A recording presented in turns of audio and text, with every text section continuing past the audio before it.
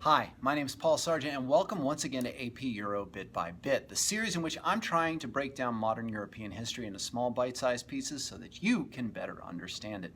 Today, we're going to take on a huge topic, and my goal is to very quickly and big picture-wise try and lay out for you a period known as La Belle Epoque.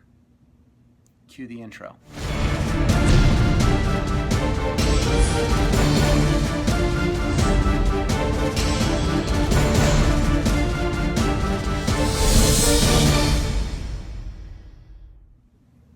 All right, so to put this into perspective, La Belle Epoque, which is French for the beautiful age, really started around the time of 1871. You can argue beginning and ending dates here. Well, the ending date's pretty straightforward, but the beginning date, okay, all right. Let's go with 1871, with the establishment of the German Empire, the establishment of the Third French Republic, and the move away from conflicts within Europe. And we're going to take that all the way to 1914 when, well, conflicts in Europe come back with the advent of World War I. This period is an incredible time for many people to live in. Now, obviously, not everybody is going to be, super happy during La Belle Epoque, but a good portion of the population is, and the standard of living for most people is going to go up. And so here are sort of the big things. All right, number one, we have to talk about science. This is the time of the Second Industrial Revolution. And the Second Industrial Revolution really brought us four key innovations. Number one was steel.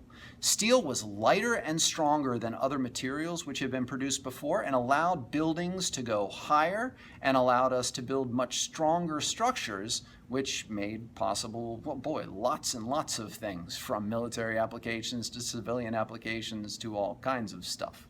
Secondly, chemicals were developed, which allowed for the creation of, again, better military. Everything tends to go back to the military, but also allowed for the development of different medical procedures, different formulas for curing diseases. Really, like all kinds of things were developing because of the use of chemicals. Number three, petroleum, or gasoline as we think of it here in the United States. Gasoline allowed for the internal combustion engine, and it allowed for the innovation of the automobile, which starts off, of course, as a plaything of the rich, but finally, and perhaps most importantly, electricity. Because electricity makes it, and I want you to think about this for a second. Electricity makes it so that for the first time in human history, the night is lit by something other than fire. That's huge. Factories can be open longer and work more efficiently. People can be more active at night. More leisure activities are available at night because you can light up places very easily. Streets become theoretically safer because of electric lights. I mean, it just changes absolutely everything. Imagine today without electricity. I don't think you can. With the advent of these technologies, things can be produced quicker, cheaper, more efficiently, and can be distributed more efficiently to more people. What that creates is the need for markets, and so we develop this consumer culture coming out of it. There is a huge divide, though, and this can't be overstated, between Eastern and Western Europe. Eastern Europe remains more agricultural, more trapped in the past, whereas Western Europe is flying forward. Now, these changes also create then an increase in wages and an increase in the standard of living of people, especially in Western Europe, which leads to different questions about the way government should interact with people. And you have some governmental responses that rise up as a result of this. You have the rise of evolutionary socialism and socialist parties, where people are starting to say, hey, rather than have some Marxist violent revolution, how about we just create a political party and push for socialist changes gradually, kind of along the British model. And they tend to be somewhat successful.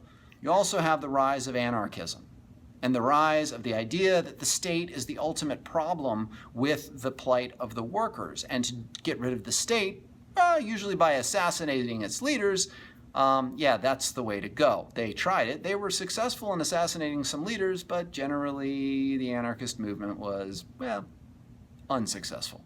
You also have the rise of unions, which allow workers to negotiate their contracts together and try and get better wages and better conditions from their employers. This meets with some success and generally improves the lives of the people who are involved. All of this is pretty good, right? Now, these lead to the creation of what is commonly called a mass society. In other words, this becomes a time where now, as people are winning more concessions, work weeks are getting shorter, work hours in the day are getting shorter, people have more disposable income and more time to use that. So you have the rise of mass consumerism, where products are being not only created for the mass market, but they're also being advertised to the mass market through radio advertisements, through newspaper advertisements, and increasingly through the use of catalogs in order to order things, remotely. Much like Amazon today. I mean, who doesn't check that every now and then? So you have the rise of this mass consumerism, and with it comes this push that if you don't have all of the stuff that other people have, you're not as successful as other people. It also has the rise of mass leisure, where leisure activities become sort of a big thing to do. You have the rise of professional sports, most notably soccer and rugby in the European realm. And these are places where people can go and spend money and enjoy seeing sporting competitions and have a lot of fun, get a lot of loyalty behind their teams, and enjoy themselves. You also have the creation of more parks. You have the creation of more theater, the creation of more popular music. All of this comes about as a result of this increased consumerism. You also have the rise of some paramilitary organizations, and a good example of this is the Boy Scouts in England. Now, the Boy Scouts is paramilitary. Everybody wears uniforms. There's a hierarchical setup here. You get badges that show your mastery of things, and you move up through the ranks as you go through. But it also is there to set up nationalism around Britain and also to train young Britons to be ready for an eventual conflict so that they have some of the skills and some of the mindset to be able to go off and fight for their country. And then finally, you have a fundamental change in the way that the family is conceived. A sign of prosperity is that the wife is going to be in charge of the domestic realm and is going to stay home. And more families are able to pull this off so that the wife stays home and the husband is the prime breadwinner of the whole thing, recreating this cult of domesticity. But there are those women who have to work, and you get the rise of what becomes known as woman's work. There are certain professions where it's like this is what women do. Telephone operators largely become women. Education, teachers, largely women, especially at the younger ages where universal education is becoming compulsory across Europe. Then, of course, for those women who are not able to find a skill or find a job or anything like that, they always can resort to prostitution, which is an unfortunate byproduct of the whole thing, but has been around, well, a long time. Well, as you can tell, this episode kind of got away from me, so we'll call that part one of La Belle Epoque. We'll take a look at some of the other facets of this fascinating time period in the next episode, so please stay tuned. So I hope these videos are helping, and I hope you're learning something. I hope they're really engaging you and getting you to understand lots of the material and the history that is, well, it's just great stuff. So, until next time, my name's Paul Sargent. This is AP Euro Bit by Bit. Don't forget to subscribe and tell people about this channel so that they can come and learn too. See you next time.